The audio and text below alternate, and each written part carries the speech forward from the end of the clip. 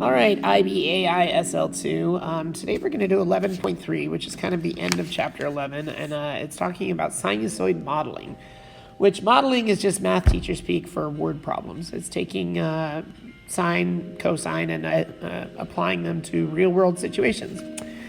So the process for these problems are all very similar. You take real-world data, which they usually give to you in a table, and then try to make a sinusoid equation out of it. Then, after you make that equation, you can try to apply it to the situation. So usually the problem wants to do some sort of extension, like, when will this happen within the problem? And that's where you use your sinusoid model that you made. The one problem we're going to do today is about the temperatures in Verkhoyansk, Russia. I don't know if I'm saying that correctly. If anybody is Russian or speaks Russian out there, please tell me if I'm telling you right or saying it right.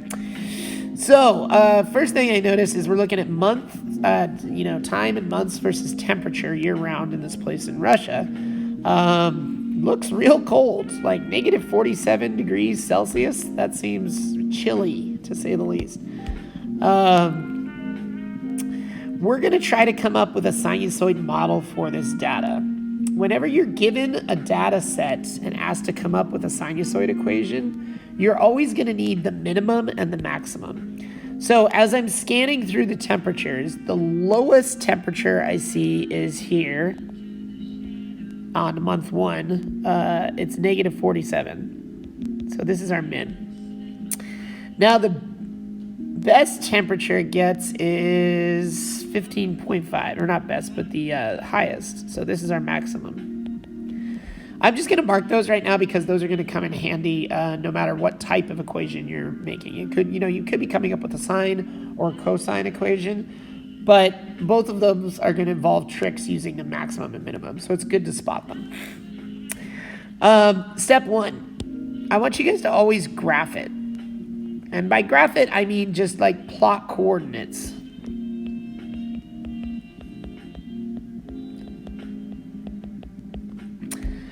To see what it looks like. So just a rough sketch of what this looks like.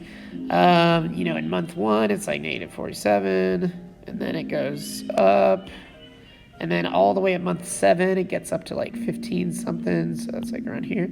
So it does this like, these aren't the actual dots, but I'm just showing you approximately what it looks like. So when I look at this, these points that you graphed, this to me looks like a cosine curve, but it's an upside down cosine curve.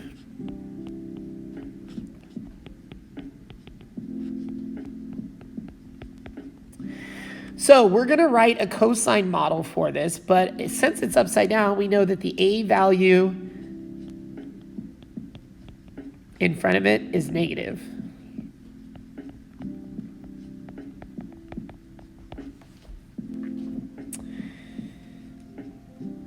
So the next step, we're going to find A, B, and D. So when I say A, B, and D, we're going to find a model that looks like this. Y equals A cosine bx plus d. Please remember that the A value has to do with your amplitude. The B value has to do with the period. It's not the actual period. That's why I said period changer right here, because the number in there is not the period, but period equals 360 over B. Yeah, don't forget that. And then D is your principal axis. You can also think of it as your vertical shift, but that's where the principal axis would be. Principal axis on my diagram would be that middle line that goes right through the center of the sinusoid. So, to find the A value, and we'll do like an absolute value on this. The absolute value of A, which is your amplitude, is the max minus the min divided by 2, which makes sense on my diagram if you think about, the max is like how tall it is up here, and then the min is like the very lowest it gets. Like the distance between them is a double amplitude. Like the amplitude is just this distance right here. So if you take the max and subtract the min, you get twice the amplitude. So if you divide it in half, you get the actual amplitude. Now, I said that the max was 15.5, and the min is negative 47. And then if you divide that all by 2, you get 31.25. So this is the amplitude.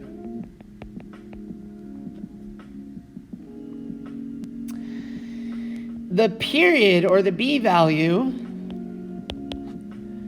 is 360. Well, okay, hold on. They're jumping ahead. Remember that period is equal to 360 over B. We know the period is 12 months, that every 12 months the cycle for the temperature repeats. So we can say period is equal to 360 over, period is 12, and that's 360 over B. So then you can multiply both sides by B to get 12B is equal to 360, then divide both sides by 12 to get the B by itself. So you get 360 over 12, which is 30. So 30 is your B value. The last one, part D, or letter D, is the principal axis. It's the vertical shift. But the principal axis, if you look at our diagram here, this line is just halfway in between the top and the bottom. So if you take the top and the bottom and you average them, like that's going to tell you what the principal axis is. So to average something, you just take the max plus the min and divide by 2. This is very similar to how you find the amplitude, except with amplitude, you subtract the max and the min and divide by 2. To find the principal axis, you add the max and the min and divide by 2. Max was 15.5. The min was negative 47. And you divide it all by 2. This is negative 15.75. So to put this all together in an equation, our model is negative A, which is 31.25, cosine 30x minus 15.75.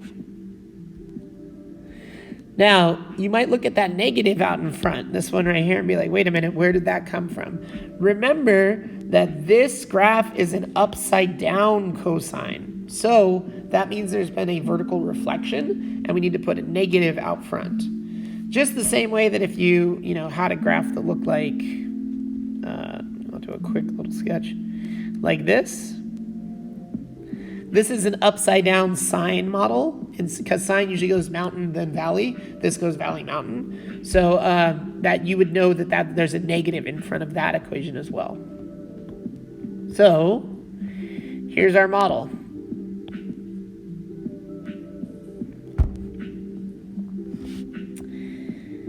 Now we're going to apply that model and answer the question, when will the temperatures be between negative 20 degrees Celsius and negative 5 degrees Celsius? The way you're going to do this is graph it on a calculator.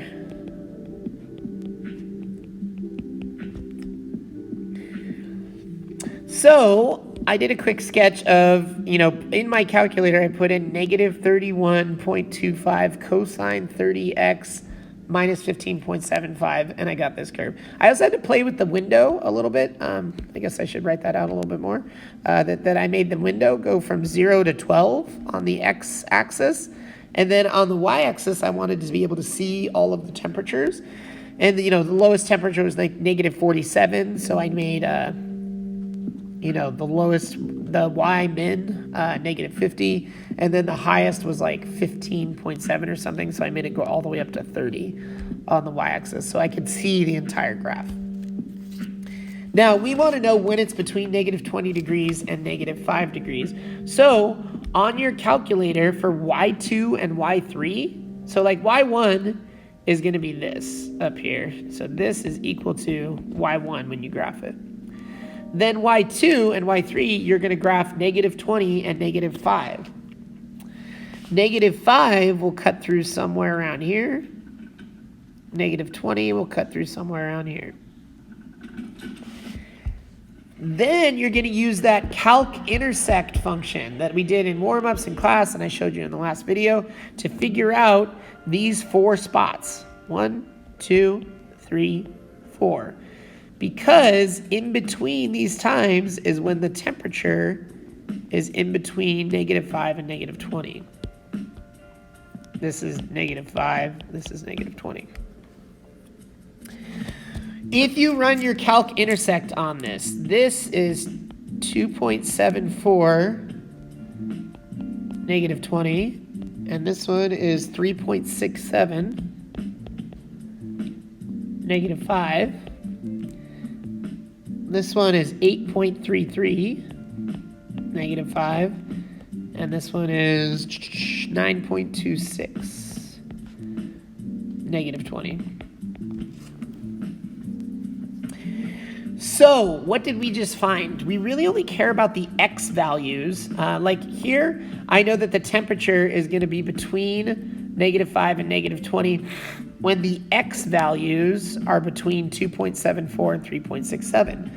Now the x values in this are the months. Now, when I first looked at this, I was like, oh, 2.74. That means it's like February, towards the end of February, because February is the second month. But that's not exactly true, because 0 is like, January 1st, and then 0.75 would be towards the end of January. So when you're at time 1, it's actually February 1st. And then time 2 would be March 1st. So the months are always like, it's 1 ahead of the number. So really, it's months 3.74 and 4.67. So I'm adding 1 to those values. And then again, in between, I should put between 3.74 and 4.67. Also, it happens again later in the year between 9.33 and 10.26. Now, the book goes so far as to actually translate this to the day that it is. So, this date right here, 3.74, is March 0.74. But then, because there's, 31 days in March? Yeah. You got to take 0.74 and multiply it by 31. And that equals 23. And then 0.67, which is the change on this guy, times April, which April has 30 days in it, I believe. You get about 20. These are rounded, of course. So the first answer is that it's between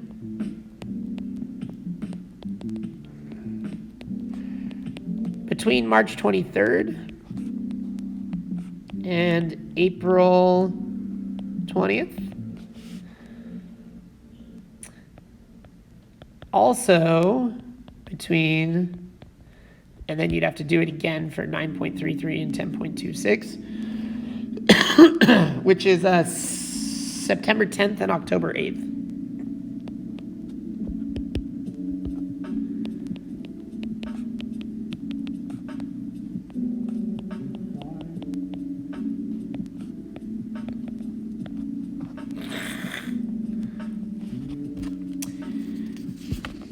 That's basically what all these problems are like, is taking like a table of data, coming up with a model for it. So like, sketching the scatter plot, seeing what it looks like, deciding if it's a sine or a cosine, coming up with the model using all these tricks up here, where you're like, either doing the max minus the min divided by 2 to find the amplitude, or the max plus min divided by 2 to find the principal axis, or the period trick where it's period equals 360 over b. And then you might be asked to apply it, and that usually would mean involving graphing it and seeing where certain things cross that graph.